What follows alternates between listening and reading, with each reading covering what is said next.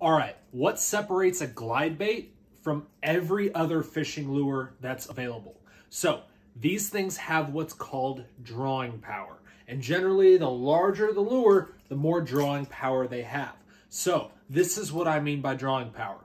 So it's kind of hard to see here, but there's 4 fish that end up coming out of this brush pile, checking out this 16-inch, 1 pound, 6 ounce behemoth of a fishing lure.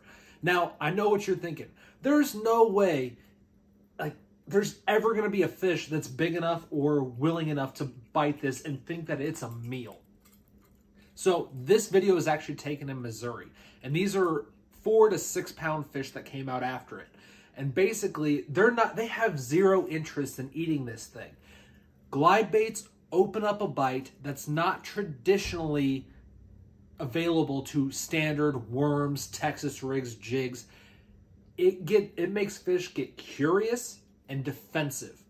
So the curiosity part of it really turns bass into acting like a cat. They see this thing kind of come through their area and they're like, I don't know what that thing is. What is that? And they just see it kind of lazily up there, acting crazy, acting a little wounded. So that's the curiosity aspect of it. Now, the second one is defensive. So those fish in that brush pile, in that laydown, that's their spot.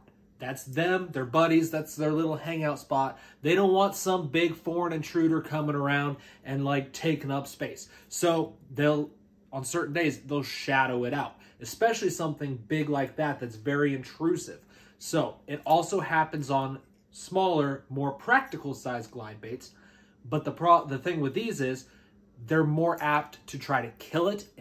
And you also have that feeding bite there as well that you can take advantage of. They're never really going to look at that and think, man, that looks like a delicious meal. But that is something that they can think of a little bit more. So this is more practical when it comes to actually trying to catch fish. This is going to show you a lot more fish and a lot more fish that are never going to bite. It's just showing you what's living at a spot. Whereas opposed to this, they're going to be more apt to try to kill it, try to pick a fight with it, or eat it in that situation. So that's why it's easier to get more of a bite on a smaller size glide as opposed to a bigger one. And they're more apt to really just kind of show themselves and act defensive towards something big. Now, you'll still get the defensive fish with that. It's just you'll get more with a bigger one. So that kind of leads me into, well, if that works and shows a defensive bite with a bait that's about 8 inches, the same is true with a darter. So the darter is 7 3/4, 7.5, somewhere right in there, but it's a much smaller profile than the traditional 8-inch glide bait. You also get the defensive nature of fish with a smaller bait. You also get the territorial nature.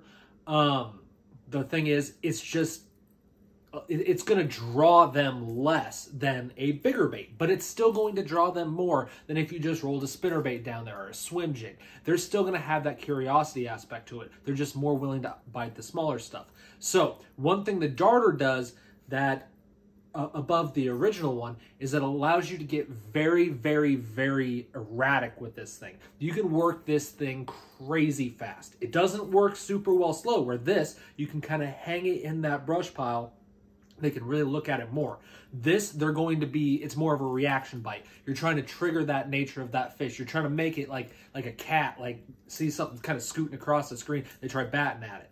So that's kind of the same thing that you're able to do with a dart. You're able to work it over a brush pile very fast, or lay down or shoot it up underneath a dock. So this is going to get a little bit more of a reaction strike, where this is kind of hangs there and kind of cues that nature, that curiosity nature of a fish.